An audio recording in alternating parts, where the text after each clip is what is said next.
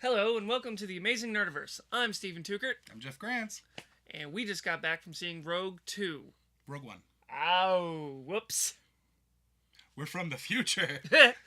Rogue One, a Star Wars story. That's the name of the movie.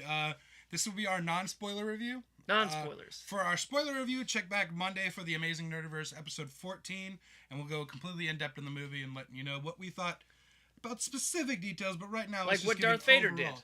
Yeah. Spoiler Or didn't alert, do. Darth Vader's in the movie. Or is he? Yes, Yeah, he's in the trailers. Yeah, everyone's Or seen is he in the trailers? Yeah. First of all, let's talk about the story of the movie. Mm-hmm. This is set just before the events of Star Wars A New Hope. It's about the band of rebels who come together to steal the plans for the Death Star. And as you all know, that the plans for the Death Star are very important in the original A New Hope Star Wars movie. Why?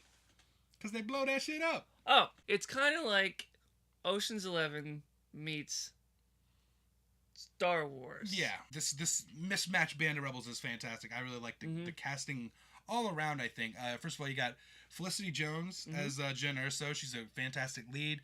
She is excellent in this movie. She has some really strong performance moments in this movie. I would agree. Yeah, she's great as the reluctant hero, I think. Just trying to mind her own business. Yeah, I can relate to that. Diego Luna plays Cassian Andor. He is he's the main rebel. Like he's more heavily tied to the rebels than any of the other characters in this because they all come together. He's the one that brings them all into the actual overall rebellion. Oh, you mean the guy with the accent? Yeah. Okay. He doesn't know the name, so Nope. That's what we got me for. There can't be like a Frank Spaceman. No. Captain Frank Spaceman returning for duty. Returning for duty. Well, yeah. Like, they've been peppering him throughout the series. if you go back and watch it, you'll see Frank Spaceman. Yeah, I can't wait for Frank Spaceman, a Star Wars story. I actually can't wait for that. K2SO. Yeah, he's my favorite. Played by Alan Tudyk. I think he's going to be a lot of people's favorites in this movie. He is definitely a standout.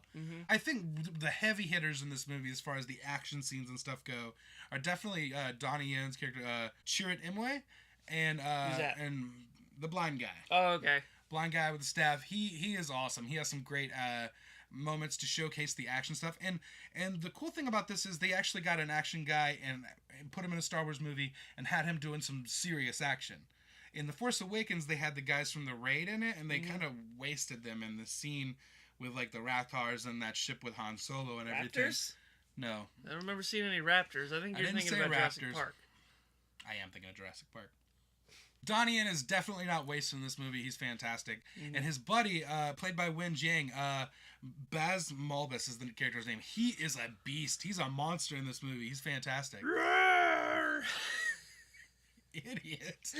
And then rounding up the main team of rebels, you have Bodhi Rook, who is a former Imperial pilot who defected, and he is responsible for kind of, kickstarting this whole thing, I think. He's kind of like the one that gets the ball rolling, moving that part of the story forward. And then, of course, you got some great villains. Orson Krennic, played by Ben Mendelsohn, is a fantastic villain, I thought.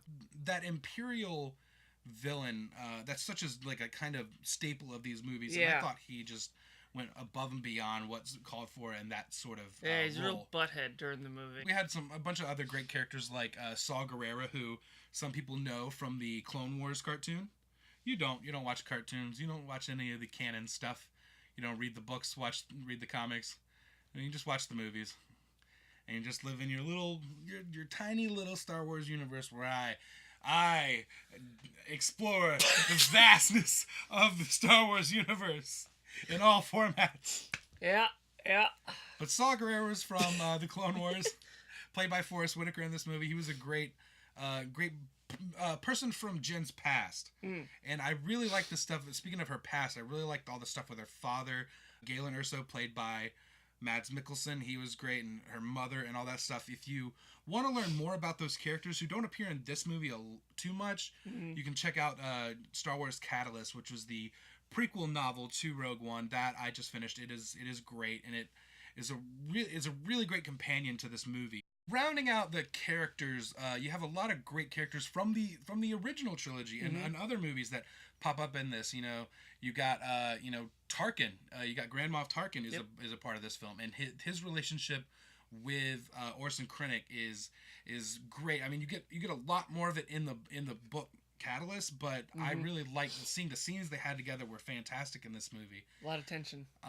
There's a couple other characters, spoiler alert, if you've seen the trailers, you know that Darth Vader is in this, and he does not disappoint. Darth Vader is awesome in this. And he's angry about something, I don't know. Yeah, and if you're a fan of the other Star Wars movies, you'll see other people popping up here and there you're definitely going to recognize. Luke Skywalker. No. Everyone but him. So this film was directed by Gareth Edwards, who directed the Godzilla remake from a couple years ago, which I was a big fan of. I like the Godzilla. Not the Matthew Broderick one. No, not that many years ago. Okay. I thought he did a fantastic job of pulling this movie off. Not an easy job. Yeah, it's not. It's not a small feat to do the first standalone movie in the Star Wars universe. Let's talk about our negatives real quick, because there are a couple. This isn't a perfect film, unfortunately. Right. Towards the middle of the movie, I just kind of got a little... Kind of dragging a little bit. A little bit, yeah. Yeah, I felt like that. I was like, all right, let's get to the... Yeah. It wasn't very clear for me at points on who was with what side. The rebels, they were just arguing with each other for a good bit. Saw's band of rebels. Yeah, I was like, are you guys... overall rebellion? Yeah, I was like, all right, this is too much for me. Make it simple. I think most of my negatives come from a technical aspect. CGI? There was a couple of characters that required CGI that you'll definitely spot them when you see the movie, but it's a little wonky. It didn't quite look right. I would have just avoided that. Maybe just have the reflection in the... Yeah. From the back talking. Yeah, I felt it really worked, though, for the film and for the story of these characters who would be involved in these scenes. That you kind of, to make sense in the Star Wars universe, certain characters have to be involved in certain parts of that world. Also, I thought it was a weird decision, the opening of the film, to not start off with the classic crawl. Didn't bother me. It didn't bother you? No, it was fine. Let's get to it. It felt, Let's go. Yeah, I mean, I did appreciate Let's that. go. The opening scene is definitely fantastic, but it was a little jarring for me, I think. That was fine. Less reading. Names were a little bit more complicated than they need to be. Frank Spaceman. Frank Spaceman. Coming soon to a theater near you. I'm writing that tonight. I hope you finish it tonight. Dear George Lucas, why not Frank Spaceman? He's like, the hell does this mean?